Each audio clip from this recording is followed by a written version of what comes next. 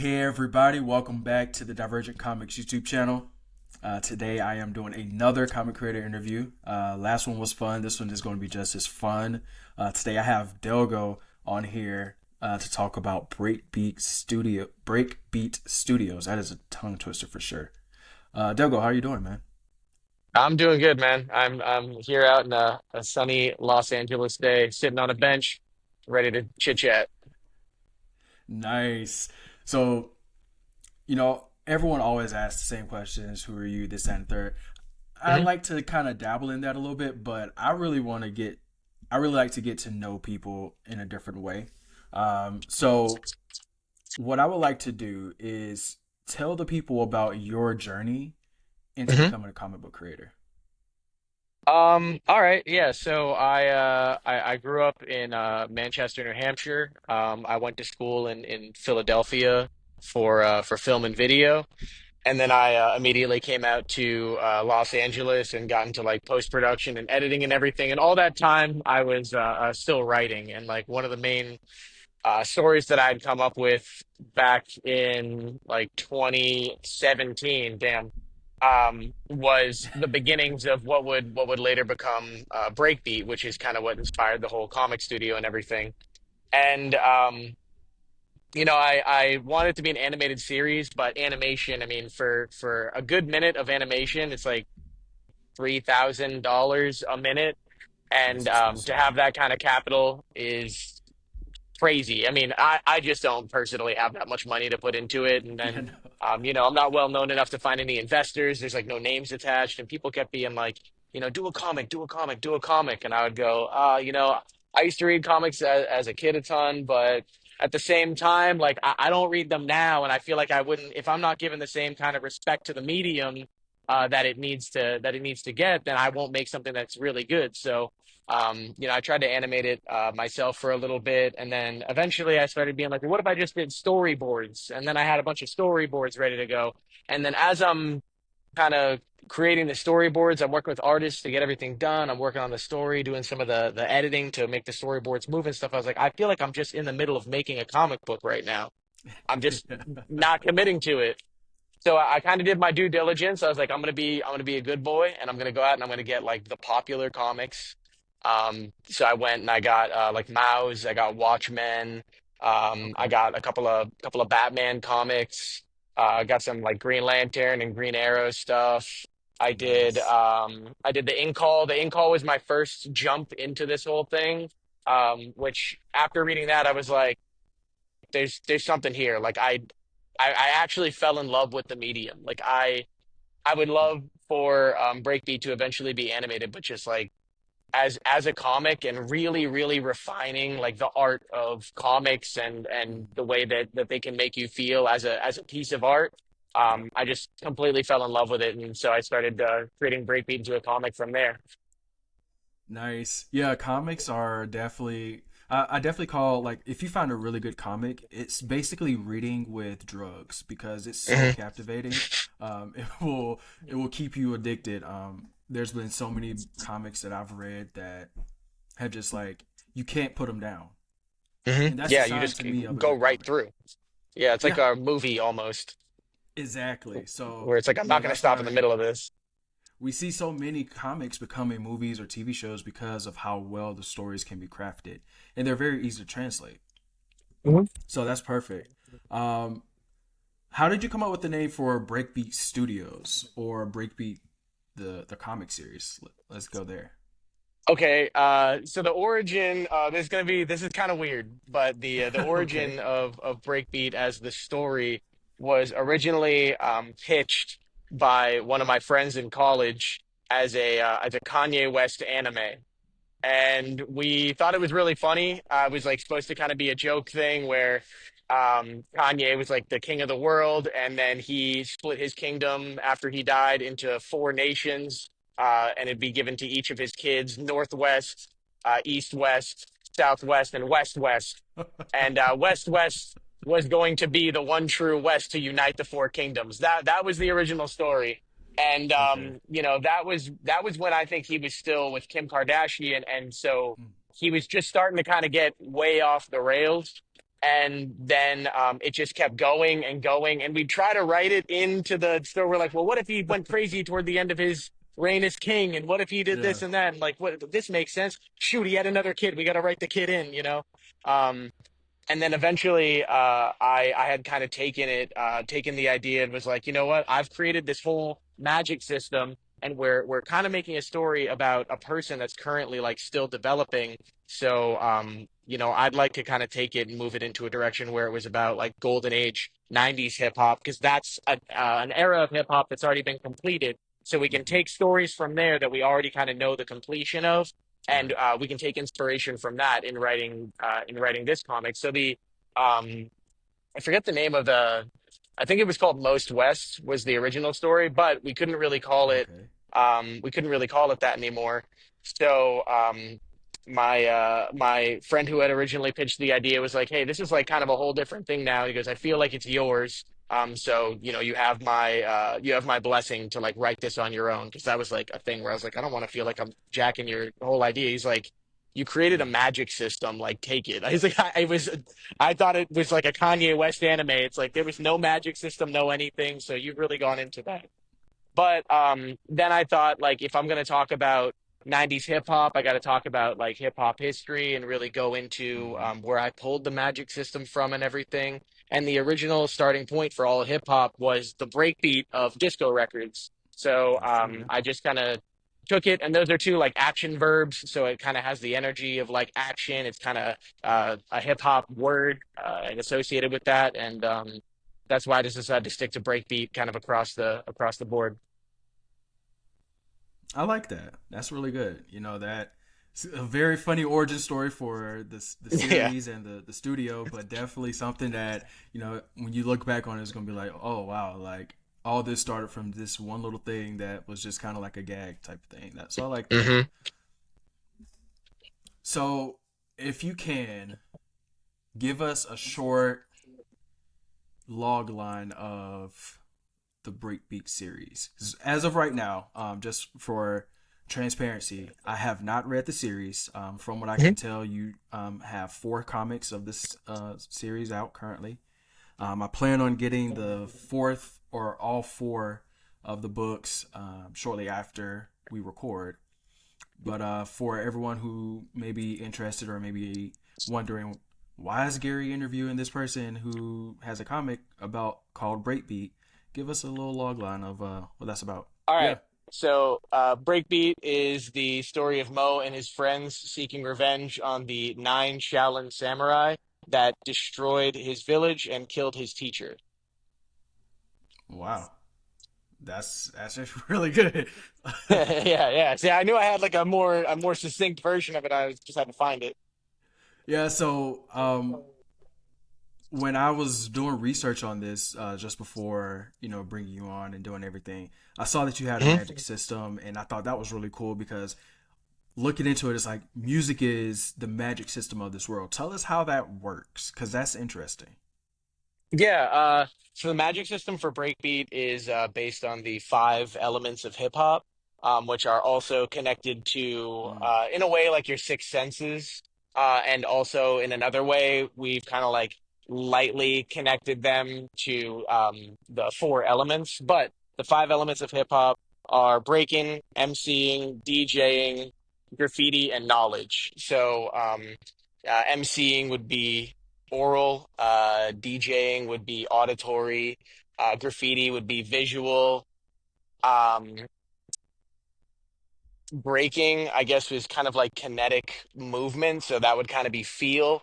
And then knowledge is kind of an all-encompassing ability that we explore more within the series. But ultimately, we've attached that one to taste.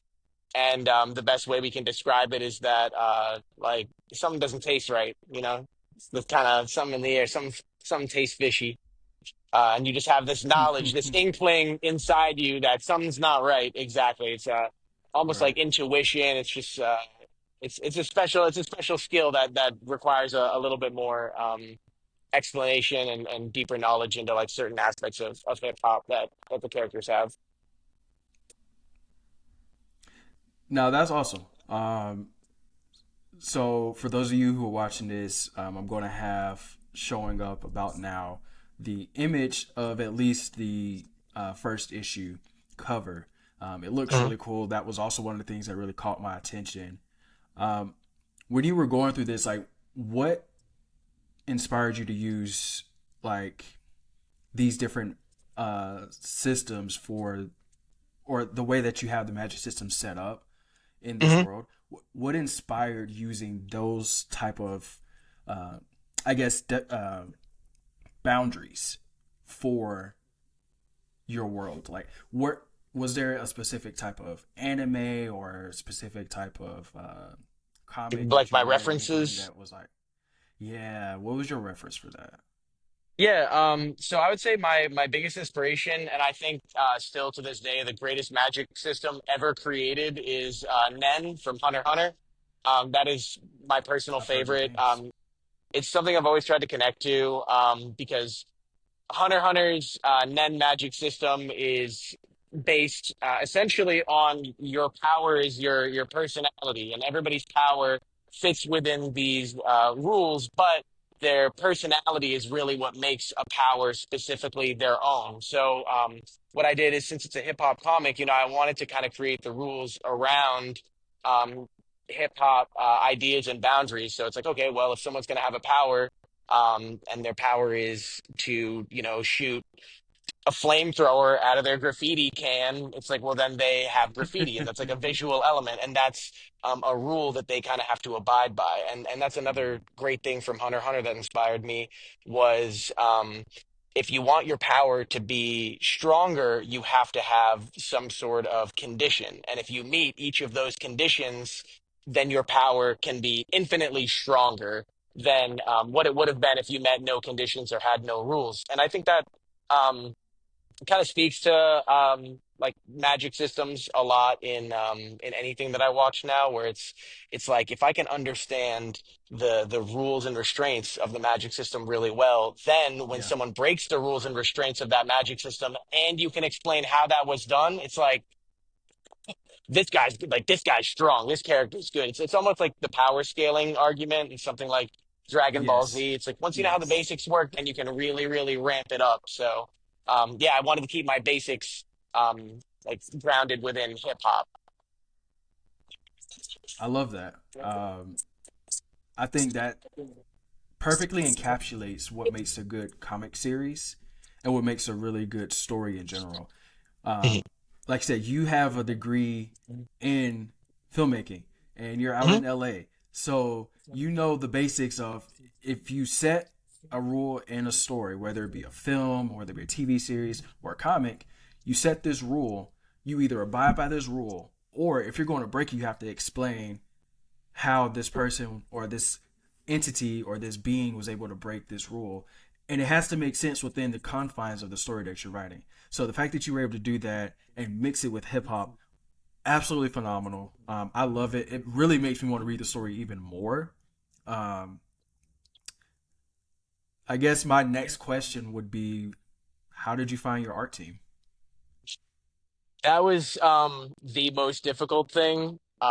So I went on like I think I started by since I was trying to animate it, I was like, well, I need some characters. So I found a bunch of reference. I wrote out what the characters looked like. I wrote bios and paragraphs and found references to be like grab this guy's hat and grab this guy's ears. I want this kind of style of character of art style, or if you can get close to this, do that. So I try to be as specific as possible because I know that like deep down, I have the ability to do the art, but I don't have the patience to wait to learn how to do the art and like really refine my craft. And to be honest, I don't want to. I want it to exist and I Yeah. want to see it and I want to see what's in my head, but I don't really want to do the art. And there is somebody, that I think fits each art style that I'm able to do that I wouldn't have to, or that I want to see that I wouldn't have to go and learn on my own because my craft is the writing and the story. So I went on Fiverr to find people to make characters. I went on Reddit, and then through that you find or Instagram also. Facebook, I would find people every type of social media, and then through there, once you start meeting artists, you see like where artists are actually going. So I'll go to like Art Station is one that I find people on a lot. And then once you have like a solid team that really works well together, then you can just ask them for references and be like, "Yo, who are you friends with that can do this job? Like, I want to help your friends out." And Yeah. a lot of social media, I would warn like other comic creators, there's especially writers. There is this thing where it's like,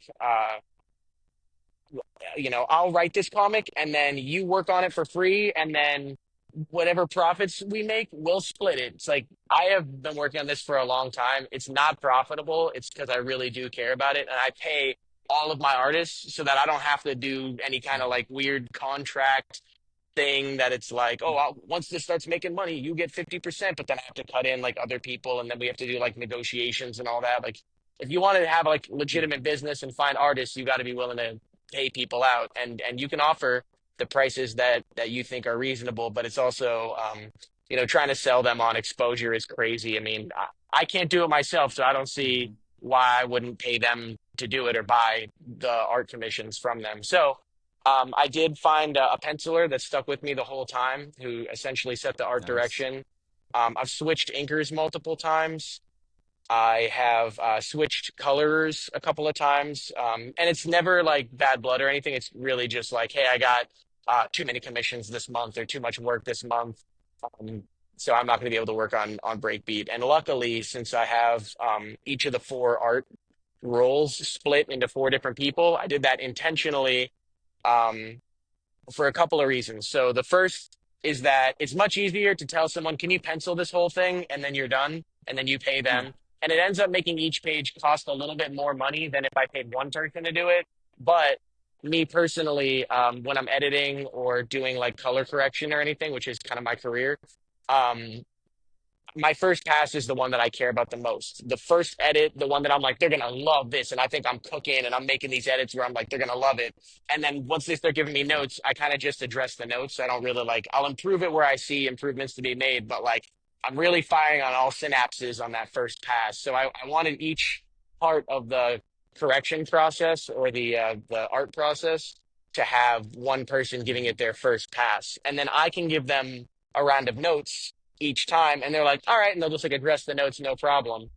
And instead of me, Right. having one person work on the same thing the whole time, and I'm continue giving them notes, and like you just want to get done with the page or get done with the project. Like I know what it's like from the like artist perspective. So from a client perspective, I tried to make it a little bit easier. And then when there's somebody who is like, oh, I can't really work on it this month, or like, I have classes or work has really been bogging me down. It's like, okay, no problem. Like we have Hmm. someone that we can kind of slot in, and then the art doesn't really lose the consistency. It's not Yeah. perfectly consistent, but it doesn't lose like the spirit of what it originally was. So yeah, that's how I found the team, and that's how the team has been working together. We're talking through Discord and through email and through Instagram. We're talking through all sorts of Sweet. stuff, and it's been a really good process. I tell them all the time, like it wouldn't exist without you. I'd be in my room with crayons, trying to figure out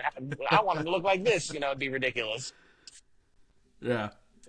Yeah, it's always nice to find good artists, especially if you can find a team like you have where you've broken it up, each role, because each step has to have the right process in place for the art to come out the way that you want it to.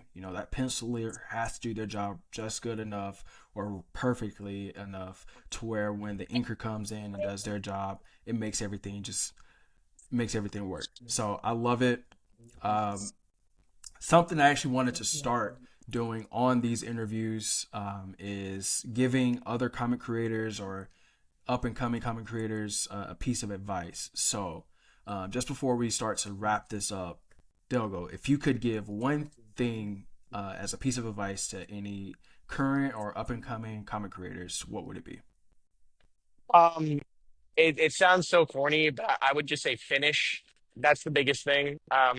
The thing that I've realized is, once you finish a project, any Mm-hmm. in any capacity, you've kind of hit a milestone where now you know what that's like. Mm-hmm. And when you run into somebody who's like, oh, I can't make a comic because of this obstacle or this obstacle or this obstacle, you personally feel a lot of pride in the fact that you finished, whether it was good or bad. You feel like an immense amount of pride in the fact that you finished a project. And if you just keep finishing I can tell you right now, every single comic that I have made under the Breakbeat Studios name, each one that I've given to people has received more and more praise, and that first one, I felt so good about it.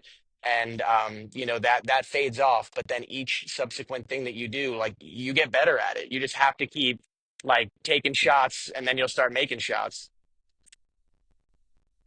So finish. That's my Yeah, thing. I love it. Just finish. All right. So, final question before we go. Delgo, is there anything that you're currently working on that you want people to know about? Yes. On breakbeatstudios.com, I have the first four issues of Breakbeat released, printed, ready to buy. I ship them myself, so you will get them, and I'll make sure. And if you're talking to anybody, you're talking to me on the website. And then in the future, in June, I'll have a full finished graphic horror novel called The Coyote on Peyote. And I just Ooh, finished the next comic script for a road trip coming of age comic called Grand Planning that you'll start to see more of on the Instagram very soon. nice. Okay. Well, that's exciting. I'm looking forward to it. Maybe when you're finished with that, I can bring you back on and we can kind of promote that as well. So, finally, where can people find you or Breakbeat Studios online so they can follow you? We are at Breakbeat Studios on Instagram, at Breakbeat Studios on Threads, at Breakbeat Studios on Facebook, at breakbeatstudios.blue.sky. I forget how the blue sky one works. We're on Blue Sky. You'll find it. I think at Breakbeat Studios on TikTok. I think I snagged that one. And the most important one is www.breakbeatstudios.com. Awesome. Yep. All those will be linked in the description below. Make sure you go to breakbeatstudios.com and purchase all four of Breakbeat the series. You definitely don't want to miss it out. Like I said, the art looks great. I'm going to be purchasing it as soon as I'm done with this interview. So by the time you watch this, I probably would have already purchased it. Um, Delgo, thank you for jumping on here, talking about your story and talking about your process of becoming a comic book creator. Hey, thank you, Gary. Hopefully we can do this again. This is fun. Oh yeah, for sure, definitely. I got your contact information, so I will definitely be in touch. Until next time, this has been Gary with Divergent Comics YouTube channel. Go read some comics.